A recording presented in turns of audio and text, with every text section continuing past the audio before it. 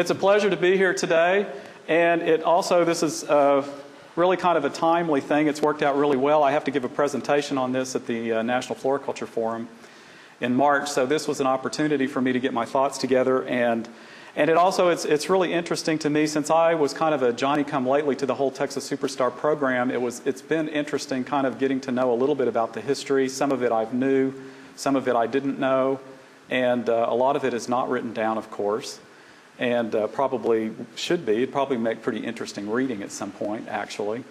But what I wanted to do, though, I decided instead of just delving into the past, I want to basically go through at the beginning and tell you a little bit about what the program is about and a little bit about what we're doing right now. What does it mean to be a Texas Superstar? We are looking for nice-looking plants, of course, but we're also looking for plants that have some kind of a hook, something special about them. For example, it's kind of hard to pick a vinca. There's hundreds of varieties of vinca, but when you get down and you talk about a disease-resistant vinca to aerial phytophthora, then you have something. That's a hook. So that's one of the types of things that we're looking for. These plants are tested at different locations for in some cases several years, depending upon the type of plant it is. Minimal soil preparation at these sites, usually not much in the way of soil additions.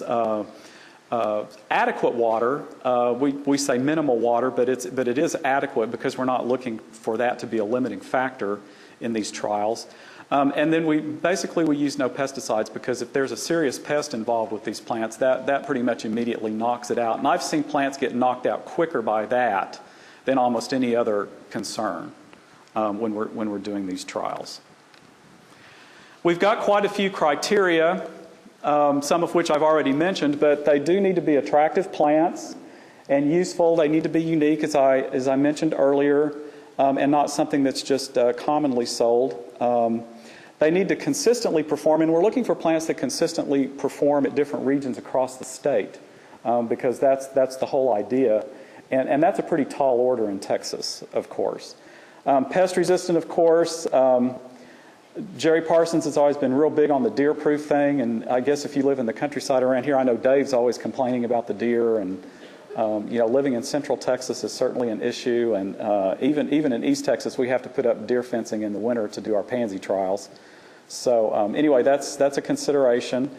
But the last two criteria here really come into the whole crux of the program, because this program was founded to be a partnership with industry. Because the whole idea of promoting a plant and it not being available will create more havoc in the industry at the retail and wholesale level than you can ever imagine. And so the whole idea of this program is to have a plant that can be grown. It needs to be easily propagated and be able to be mass produced, and you have to have enough numbers out there to be able to satisfy consumer demand when a promotion is done. It also has to be attractive in a sales container so that it can be sold at retail.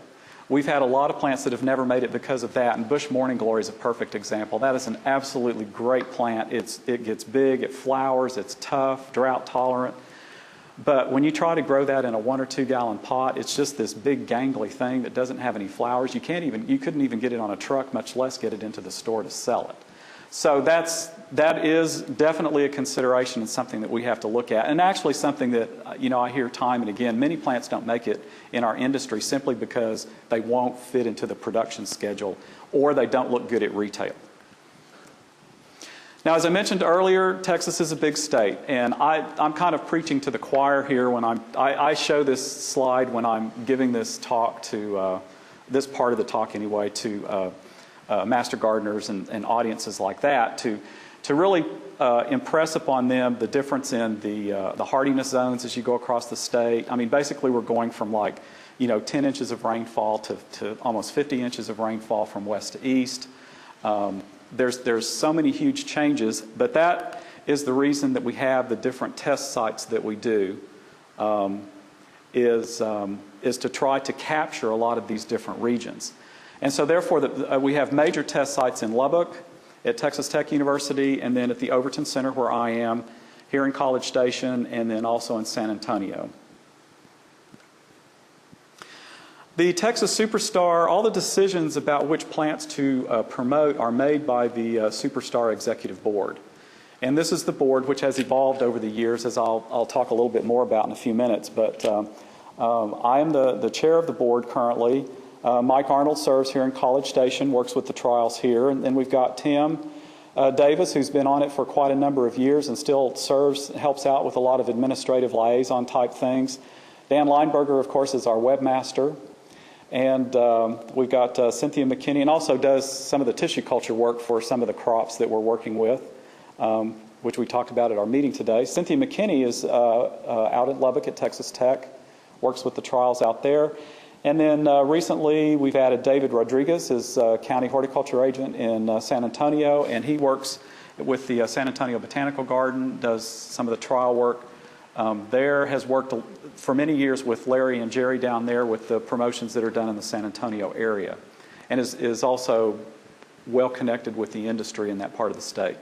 And then Larry Stein's been on it for a number of years at the Uvalde Center, and Larry has brought an interesting perspective to it from the standpoint of doing some edible crop type promotions that we've done over the years, and he keeps us going in that direction too, which has worked out pretty nicely, I think.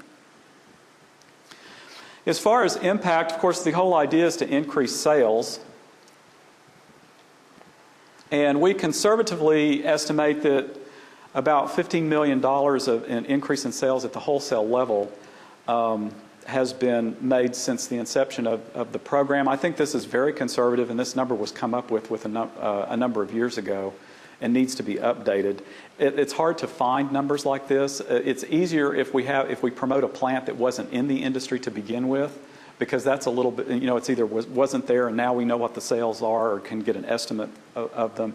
But it's a little bit harder on some of these plants like Cora vinca that are out there anyway to a certain level, but then it's hard to measure the increase in sales. So anyway, that's kind of a hard number to come up with. But we do have a list of plants. I want to show you some of the plants that we have promoted over the years, and these are some of the classics, and these are the plants that we have estimated to account for over $1 million in increase in sales within the first 4 years of their introduction, and then at the latter part some that increased it by about $500,000. The first promotion that was done with Texas Superstar was the bluebonnet, and then many years later, the maroon bluebonnet or Alamo Fire was promoted. So this has been a big seller, obviously, over the years. And this is the work that Jerry did in coming up with some of the new colors in the bluebonnets was one of the things that kind of kicked off the whole program back in the beginning. So it's fairly important. It was always Jerry's goal to be able to plant the flag with Texas bluebonnets, and so. Thus, now he's got red, white, and blue bluebonnets. So there we go. One of the things, I mentioned some of the food crops. Larry has, and Jerry, working with Jerry, of course, they have brought in some new varieties of satsuma that have been very successful, that are very tasty. They're fairly hardy for citrus. They can be grown in containers in different parts of the state, so it's promoted for different uses in different parts of the state, but still done as a statewide promotion. I think one of the reasons that this has generated so many increased sales is because if you've ever gone out and tried to buy one of these things, you'll readily see how much they cost. Of course, it requires a lot of labor to produce one of these things for retail sales, but they command quite a nice price at retail.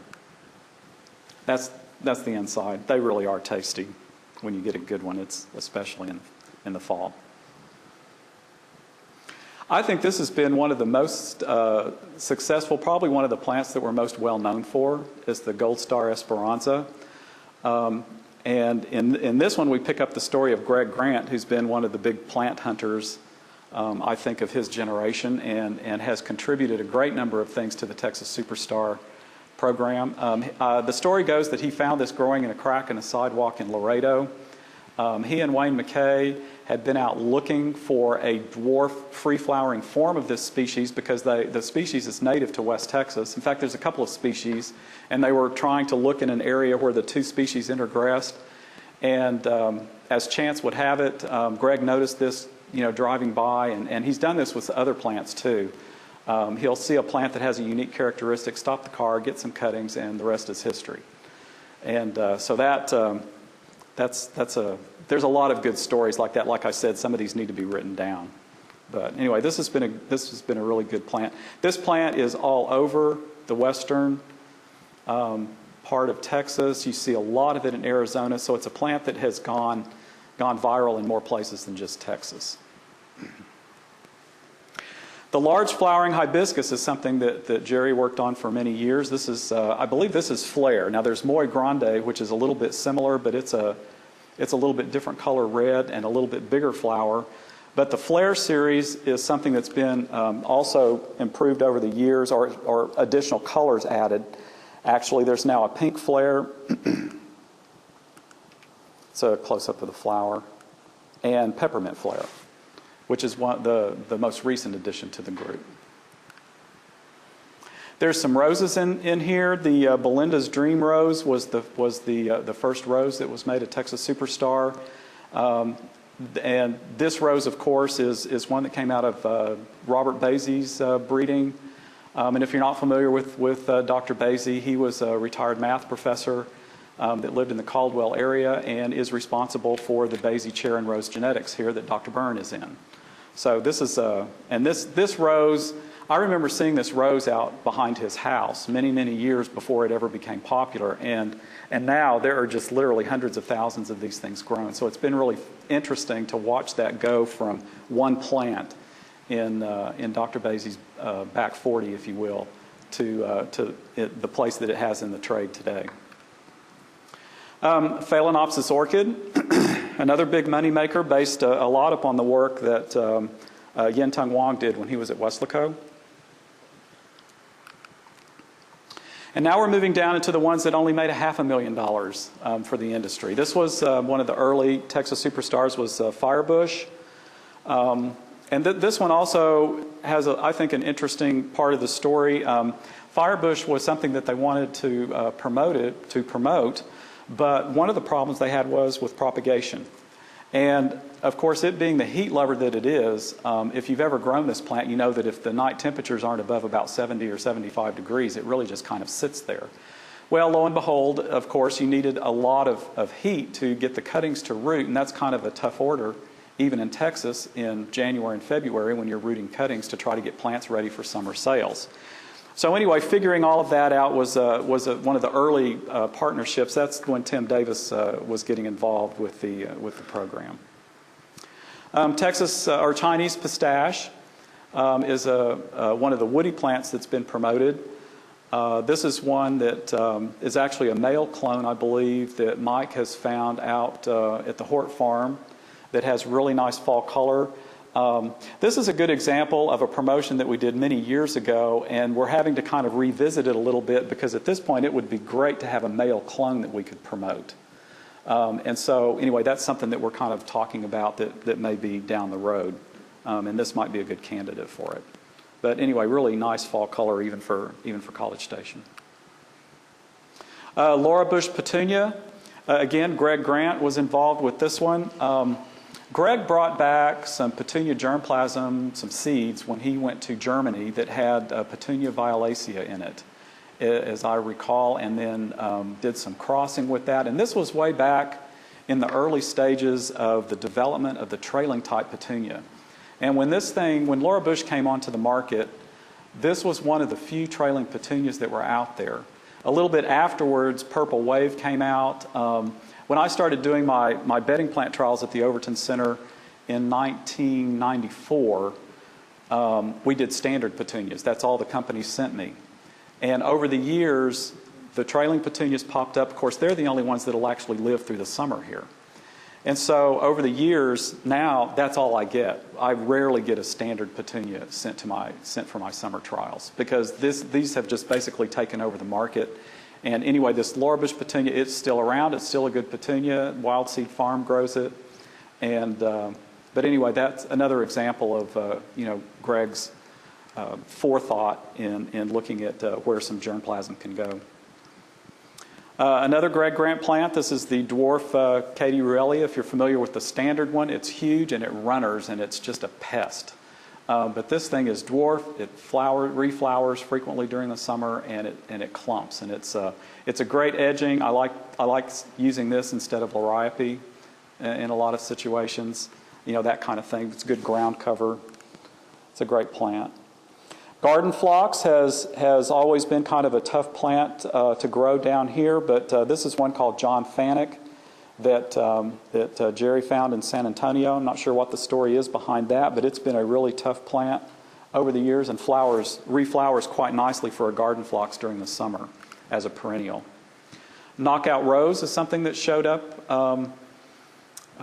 Gosh, we made that a superstar back in the 90s, I think. Of course, the sales of that it sells itself on its own merit. But according to Jacques Farrar at Conard Pyle, the way that the sales built on this rose was by word of mouth in the beginning, of course. And because people would see it in their neighbor's yard and they would say, "What's that? I want one of those. You don't have to spray it," that sort of thing. And that rose is now one of the most popular roses in the U.S. for landscape use. Plumbago is another one that's been a big seller. That's a good plant, especially down in this part of the state. I think, Mike, you've made some selections of this, if I'm not mistaken. And this is what this plant can do on the Riverwalk where it doesn't freeze. It's really pretty amazing. You may be familiar with the plant Vitex. This is another one that Greg Grant found driving through Louisiana and saw it and just had to stop and get some cuttings. And as we do with a lot of our plants, we tried to come up with a term that would be a little bit catchy to go along with this. So we call this one Texas lilac because it's pretty tough to grow lilacs down here. And that seems to have been a pretty popular thing. Henry Duelberg salvia. In the middle is, we're not sure exactly if this is a cross with Farinacea and another species or what it is, but Greg Grant found it on Henry Duelberg's grave in a cemetery. And so that's the name, and that's where that came from. Duranta is another big seller over the years. It flowers, but it's also known for its fruit displays in the fall. And there's also a variegated one that's really quite nice.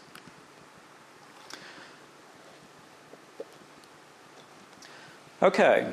To end up with the plants, I thought we'd go ahead and talk about the promotions that we're going to do this year. And these are the ones that are planned. We're going to promote Turk's Cap. We will do the red one, but this is a pink form called Pam Purier that Greg Grant's introduced. It's a close-up of the flowers and the fruit. We're also doing the Angelonia Serena series from Pan American Seed, and the distinguishing characteristic of this plant is that it's the first Angelonia from seed. The rest of the ones on the market are from cuttings. And this one reflowers much better for us during the summer, and it comes in several different colors. You can see the mix and a close-up of the flowers. Also referred to as summer snapdragon.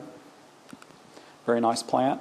Another group that we're promoting this year are some euphorbias. We've got two groups of euphorbias that we're doing this year, and this one we're calling the baby's breath euphorbias because they have this type of effect in the landscape. And this is a picture taken in August when the heat's really working on everything around it. And this particular variety called White Manaw has been a very vigorous and floriferous cultivar for us. But they take the heat real well. There's a few different varieties that we'll be promoting, and some of them are different sizes, some more vigorous than others. But as a class, there's not that many of them out there, and it's really a great new plant for our heat. I was very surprised. This did not look like a plant that was going to stand up in the heat when we first started putting that in the trials. This gives you an idea of what you can do with it in the landscape. It's there between the Pentas and the Duranta. That's also a good picture of that variegated Duranta that I was showing you earlier.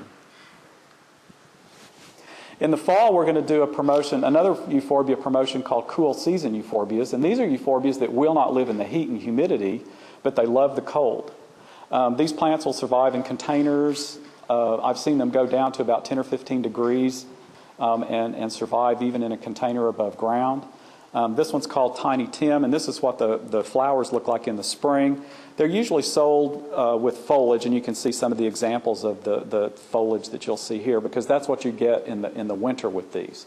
But these are plants that you can excuse me, put in mixed containers with pansies. You can put them in a large container, put them out on the deck, and you don't have to bring them in when it gets cold. So that's something that we're going to be trying to promote. That idea is what we'll be trying to promote with these. You can also put them in the ground, but they're really great in containers. I think that's one called Rudolph, and this is what it looked like out in the field after experiencing 12 degrees last winter. Okay, now I'd like to get back into a little bit on the history of it, and the theme of this is that this program is based on partnerships. These three guys were very instrumental in getting this started. Jerry Parsons was a specialist in San Antonio. Steve George at one time worked as an agent down there. Greg has worked as an agent down there. I think Doug has worked as an agent down there. And anyway, during the period of time that Steve and Greg were down there at different times, but during that period of time back in the 80s, they were starting to do regional promotions. And okay, yeah, there we go. And so it all kind of got started with the idea of doing these regional promotions in the San Antonio area that Jerry was involved in. And later Steve had left to finish his education and ended up as a specialist at the Dallas Center. And out of that, being at a different location like that, was born the idea of doing a statewide promotion. And so the first statewide promotion was done in 1989, which was the Texas Bluebonnet. And then as I mentioned earlier, they did another one later with the Alamo Fire. Then in the mid-90s, Wayne McKay and Tim Davis and Larry Stein came on board. I mentioned Tim's work with Firebush. Wayne had been doing also some regional promotions and working with the Texas Superstar Trials when he was at the El Paso Center. And then later in the 90s, he moved to the Dallas Center and was involved with it there.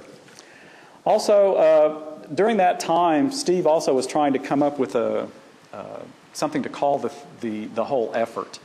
And that's when he came up with this, with CMAP, which stands for the Coordinated Education and Marketing Assistance Program.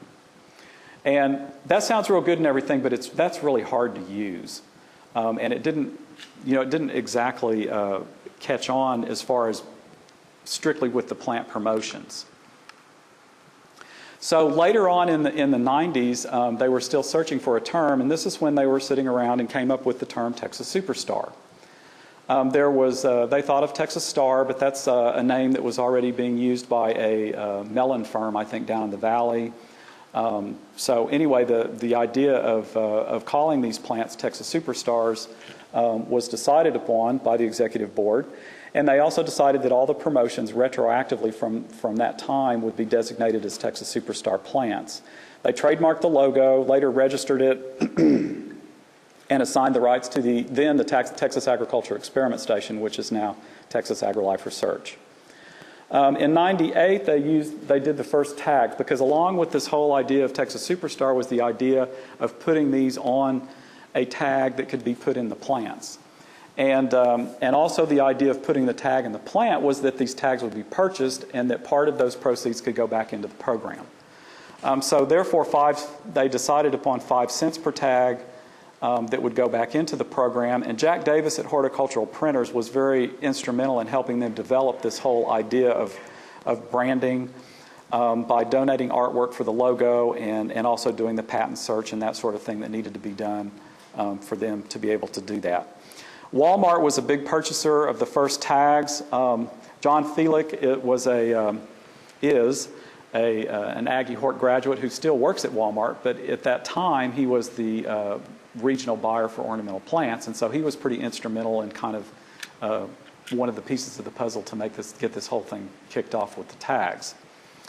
So anyway, it makes kind of an interesting story, and the first tags were actually sent out from the Dallas Center. I think Wayne's now his wife, Jerry, used to run that out of her office.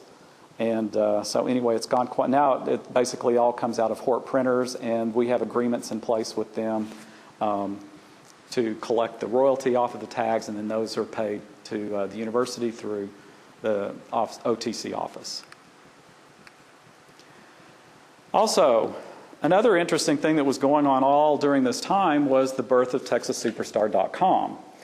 And as you know, Dan Lineberger created Aggie Horticulture back in the mid-90s, and has informed me that the CMAP website, which was the precursor of TexasSuperstar.com, was in Aggie Horticulture virtually from the beginning.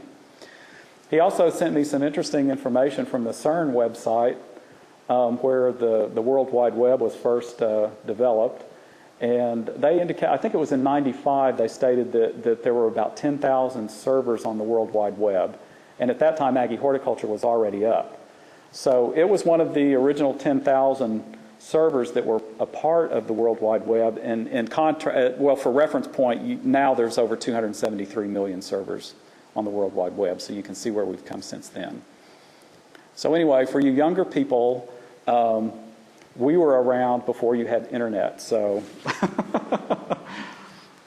anyway, it's been an interesting thing. June of 1999 was when TexasSuperstar.com was registered. I believe it's the only .com that's in the system. Is that correct? And we're told that it would be the last one. There was some discussion about whether or not we could register a .com through the university, and we finally had to go private. So it's hosted on a private server. Oh, okay. Okay. Well, they weren't particularly happy about that either, I guess. But anyway, it still exists. In 2010, the Texas Superstar website received, well, you can see the stats, 140,000 user sessions and over 3.5 million hits. And that's about twice what they were in 2009, as I recall. So anyway, something that's being used more and more, which is a good thing. We then went through some very challenging times with the Texas Superstar program. I came on board in about 2001 or 2002. Mike was on in '99, and then Cynthia McKinney and I came on about the same time in the early 2000s.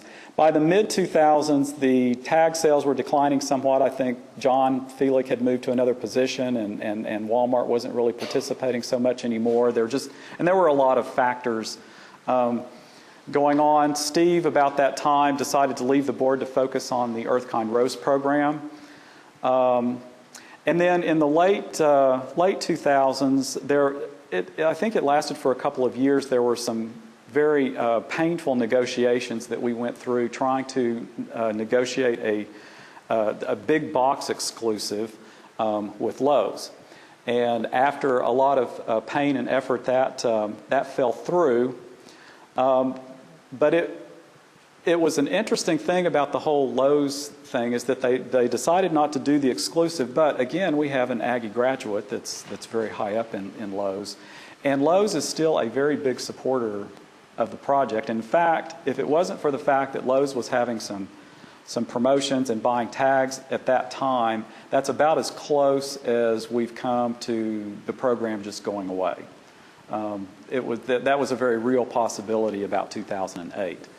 About that time also, Jerry retired, and Greg Grant decided to leave the board due to health considerations. So anyway, it's been a very challenging time, and basically I think we're hopefully beginning to rebound from that.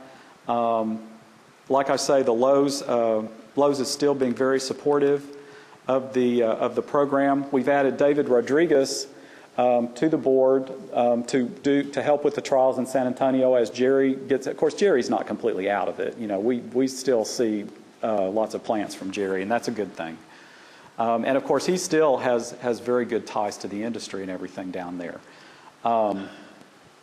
Also, David has helped us increase contact with the agents, and Larry also does a lot of work with the agents as well.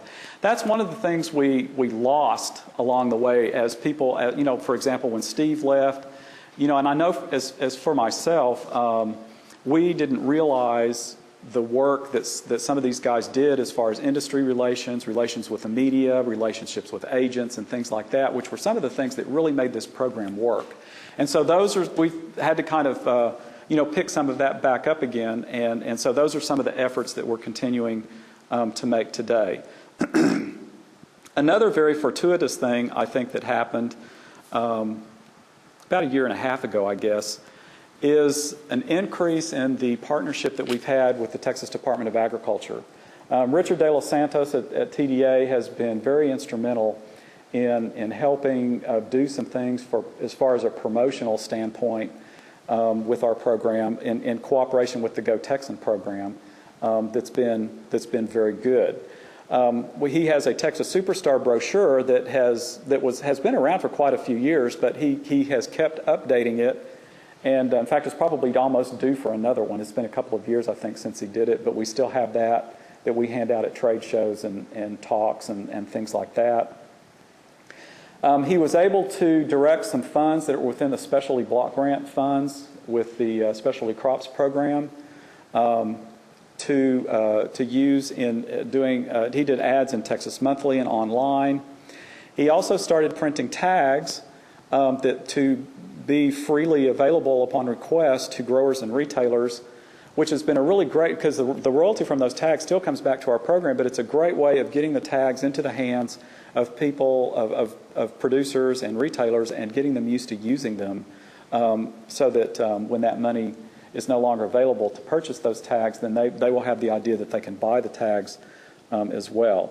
He's working on point of purchase materials for retailers, which is going out this spring, and then also he's working on some television ads in the Central Texas markets for this spring in 2011, which I think is going to be pretty cool. We saw one of the television ads that they did for I think melon growers down in the valley that was just really, really well done.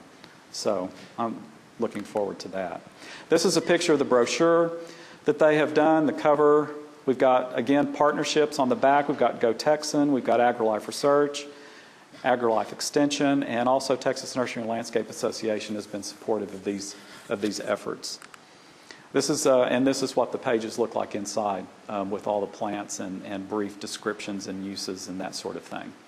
So it's just been very useful to hand out for landscapers and for consumers at retail. This is the ad that appeared in Texas Monthly, and you can also see on here the tag that they have made, the generic tag. The tags that are available from Hort Printers you can actually get either as with a picture of the plant, so it's specific to the species that you're selling, or also you can put the logo. They can put the logo on a proprietary tag like a Lowe's tag or something like that. So because it's very difficult to talk people into the idea of putting multiple tags in the pot. Another thing a development that I've been very pleased with also is that we now have people like Charlie Hall and Marco Palma to work with the whole marketing aspect of this. This whole thing was a branding program before I think we even knew what that term was. And these guys, I think, can really help us understand what we need to do to take it to the next level. They recently had a graduate student that did some work that found out that only 15% of the consumers are really aware of the Texas Superstar program. But of those ones that are aware, there's an 88% satisfaction level. Now that 88%, that's a really good thing. But obviously, if only 50% of the people out there really know what the program is, we have our work cut out for us. And that's where we need to figure out how to improve the penetration into the market on that. Their work also indicated that the average person or respondent or whatever would be willing to pay 10% higher for that Texas Superstar plant as opposed to buying an unbranded plant. And that's a very important concept, and that's been found in some other studies as well with some other branding type things. So that becomes a very important issue to retailers when they're trying to move their product. So I'll end on this note. This is a plant that the original selections were made by Mike, and Pan American Seed ran away with it, and we get it back as Dakota Gold, Helenium Dakota Gold. So anyway, it's a native plant, but it's part of our Texas Superstar program as well. One of the neat things about the program are the partnerships that we have with industry. That's been, after becoming chair of this group and having to get out and do a lot more of that type of work, I've enjoyed it very much because you get to get out and see what their needs are and how they're using the program. And then also, it's also about the plants. I mean, we all like plants. We love to see all the new stuff and grow the plants. So, I mean, that's a lot of the satisfaction of this whole thing for I think most of us that are in the group. So, anyway, we've got lots of fun plants that we're still working with and looking forward to the future. So, anyway, we'll see where it goes. At this point, I guess I'll see if you have any questions. The coat of gold has been designated as the centennial flower. Mike, is that the right term? For the College of Agriculture, this is our centennial That's right. this year. I've forgotten about that. The coat of gold is the centennial flower. Good. Uh-huh. How was that Phalaenopsis? Were you able to designate it as a superstar? I guess it's because it's normally grown inside anyway. I mean, I was thinking about the temperature, growing it. Well, it was only promoted as a potted plant that would be used indoors. Yeah. So we've done different kinds of promotions. They're not always out in the landscape. The Phalaenopsis is kind of unique that way. The euphorbias that we're going to do this fall, the big part of the promotion will be to grow in containers. Of course, those will be containers put outside, but that's a little bit different than promoting something to be planted into the ground. So, yeah. Brent, how much money, you talked about like $15 million conservative estimate of how much this has brought to the industry. How much is the industry really giving back to you guys from the standpoint of R&D and all the other marketing and all the other things you can do? Oh, that's a tough one. Right now we're generating tag sales in the neighborhood of 20 plus grand a year. So $20,000 a year. And we get, as far as for doing trials, you'd be talking about a lot of in-kind support. Of course, as you know, it's easy to get the plants. Everybody's always glad to give you the plants. But there's been, limited amounts of donations of cash or whatever. Right now, I'm seeing more response from the industry about, they will get excited about being involved in the program and using the tags.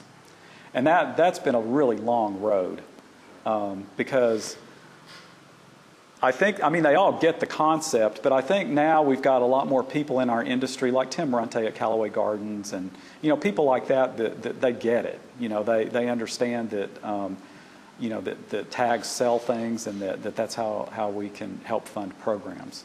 Well, another way that the industry's been supportive too was in the Texas Ornamentals Enhancement Endowment.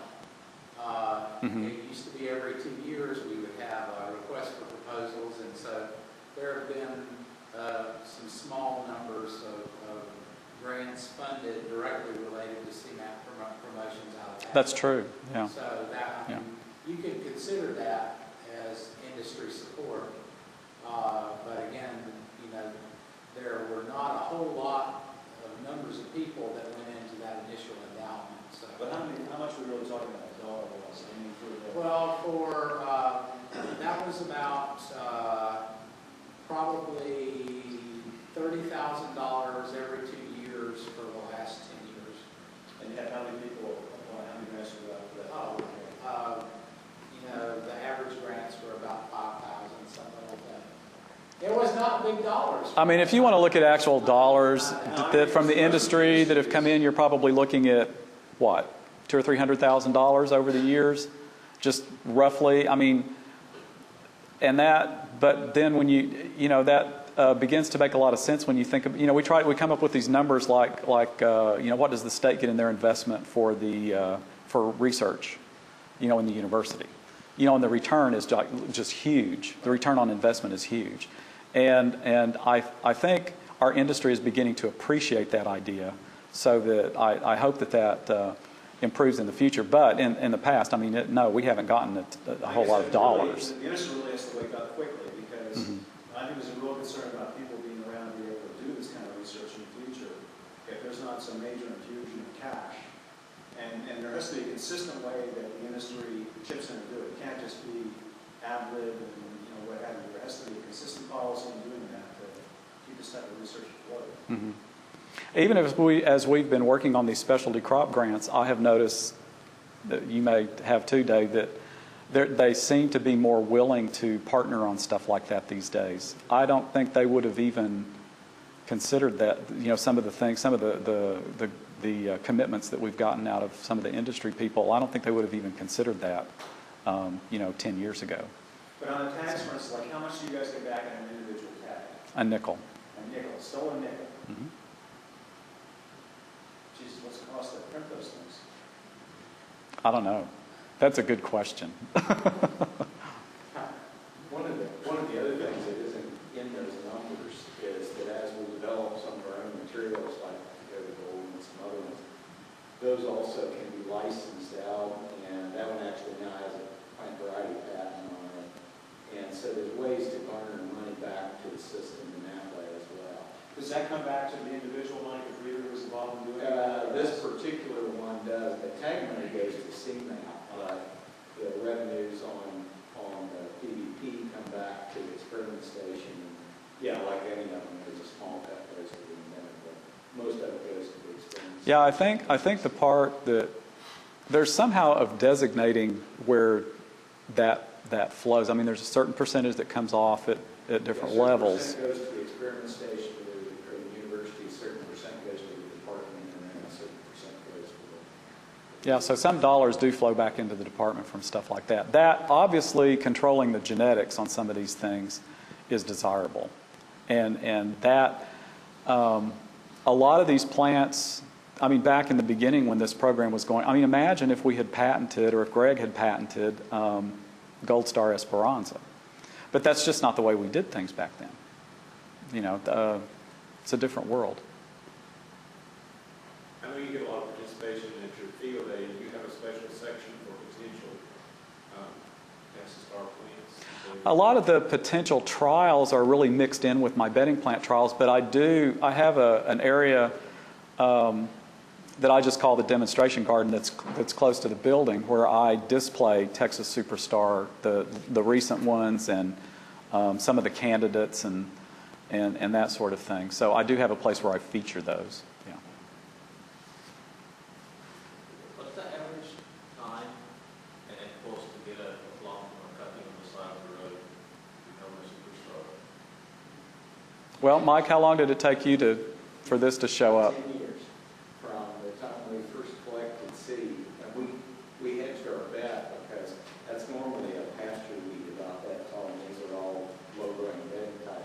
We went to areas where it was being mown regularly, so the only ones that were reproducing were the ones that were shorter. And so we hedged our bet, and that's where we collected our initial seed materials. And then we made about 6 or 7 years of recurrent selections.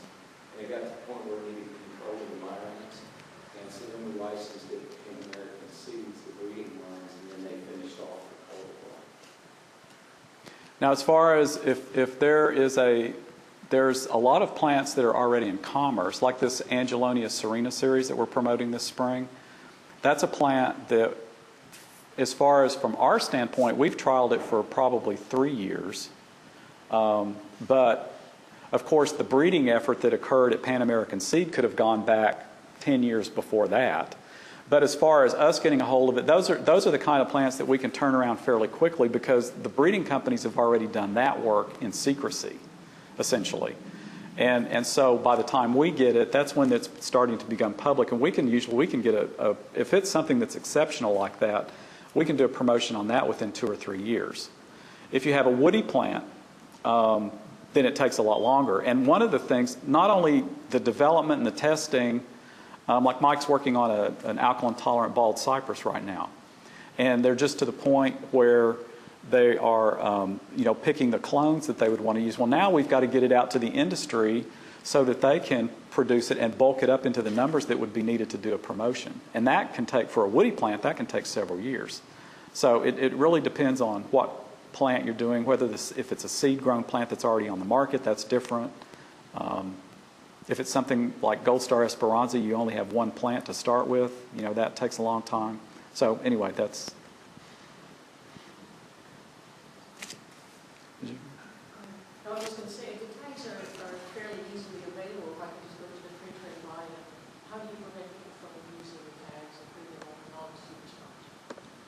Well, we don't.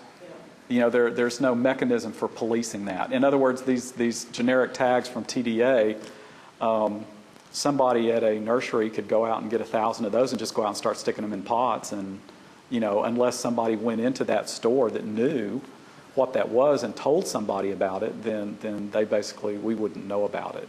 To date, honestly, we haven't been aware of that problem, but the bigger problem is there are a lot of naked superstars sold out there. There's, a lot of plants that are designated superstars that have never carried one of our tags. And that's a bigger problem. Yes, it is. And that's what we constantly try to work on. My question was, how does that work with like Pan American or who are like with the Angelina? Is that Pan American? How does that work with them? I mean, and they must really like that you're promoting their plant as a superstar. And how does that work in other states with their promotion? Well, the whole idea of putting our tag in somebody's plant is something that works differently for different companies. Pan American Seed chose a long time ago not to go down the road of proprietary tags, whereas Proven Winners requires their tag to be in their plant, and they require their plant to be in their pot before you can sell it at retail. They will not allow us to put a Texas Superstar tag on a Proven Winner plant because that's just the way that they do business. And they feel very strongly that they protect their brand that way, whereas Pan American Seed, as long as it's got the Angelonia tag in there or whatever and it's sold, then they're happy for you to promote it because that's just the way that they have chosen to do business. So it's just, it's different. Do you guys ever coordinate or talk with other states about their promotional programs? Well, we try to be aware of them and to see what they're doing. How many are doing that? Does anybody know how many? I know that there's a program in Mississippi. I believe there's one in Louisiana, Arkansas. And a lot of these have been spin-offs of this program that came, that spun off a long time ago. One of the things, though, we have seen some of these other programs make what we feel to be mistakes. We have always kept the control of the selection of the superstar plants within the executive board. In other states, some of them have industry people also on that board. Who are deciding what the promotions are going to be. And that sounds like a good idea, but sometimes that can be problematic as well. Because sometimes you'll get people that just want to promote something because they have a lot of it, and not necessarily because it's a good plant. And that's an extreme case. But anyway, it's kind of interesting to watch how those work too. Well, most of the Texas superstars are things that people on the executive board that have selected or bred or something. Most of them are not. Not necessarily, but quite a few of them are. Isn't there a national star or superstar? No, this is just a Texas program. And that other states have, like I say, have developed their own programs, but this particular promotion is only meant to be a Texas program. The EarthKind program is getting ready to go national. And there's actually a working group within ASHS that is going to be called the EarthKind program. And they have, in terms of the type of plants that they're interested in, they have a lot of the same features in terms of environmental tolerances and pest tolerance and easy to grow and well adapted. But that group is organizing around the idea of plants having EarthKind features, not necessarily a plant being designated as an EarthKind plant. So there's a lot of discussion now about how to evolve that particular working group. Yeah, the EarthKind program is really evolving into a landscape management approach type program. They are rating the plants as to, for example, in East Texas, we might have a plant that's got an earth kind rating of 1 or the best, whereas in El Paso it might get a 10 or the worst.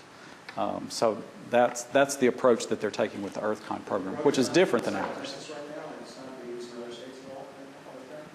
Earth kind is, yes. Yeah, Sorry, yeah. earth kind is being picked up in some other states. Yeah. Superstar is not. No, no. I mean, that's just a Texas. It's never going to be anything other than a Texas program. There's one grower in New Mexico that grows a lot of Texas superstars. Mm-hmm. Is it New Mexico or Arizona? New Mexico. Well, we have some in Arizona. Mountain States grows a lot of Texas superstar plants, but they ship them over here. Right, that's true. You know, so. In fact, we've got a couple of retailers that we've just added that are out of state Right, we've got that mail order to Texas. in Oklahoma, and we've got a retailer in Florida. So, but I'm assuming that they're selling plants back to us. Probably. How do you decide what months to try for your superstar program? There's thousands and thousands of possibilities. Well, several different ways. From my perspective, I do the bedding plant trials, and I do several hundred entries a year of things that seed companies send me, and there's always 2 or 3 plants out of several hundred that, you know, look to be worthy of that. I go to pack trials every year looking for things to try to encourage them to send and to see what the new developments are and things like that. Then we also have, you know, Jerry still finds things or knows breeders that are doing things. He just recently given us this, somebody took him a red geranium that's grown as a ground cover that's hardy in San Antonio and Victoria that has a pedigree back to about 100 years ago, I think, in the valley. You know, it's just these things just like pop up sometimes, and, you know, so we still, and that's going to go into our trials. So anyway, we still find things that way. We've still got, who made the selections of the Buckeye? Was that Wayne? It was Benny Simpson initially. Okay, we're still working with one of Benny Simpson's selections. We've worked, there's some oleanders out there that Wayne did some irradiation work on when he was at the Dallas Center that I think are still around, but I'm not sure what the status is on those. So anyway, there's a lot of different places where those can come from. You just have to kind of keep your eyes open.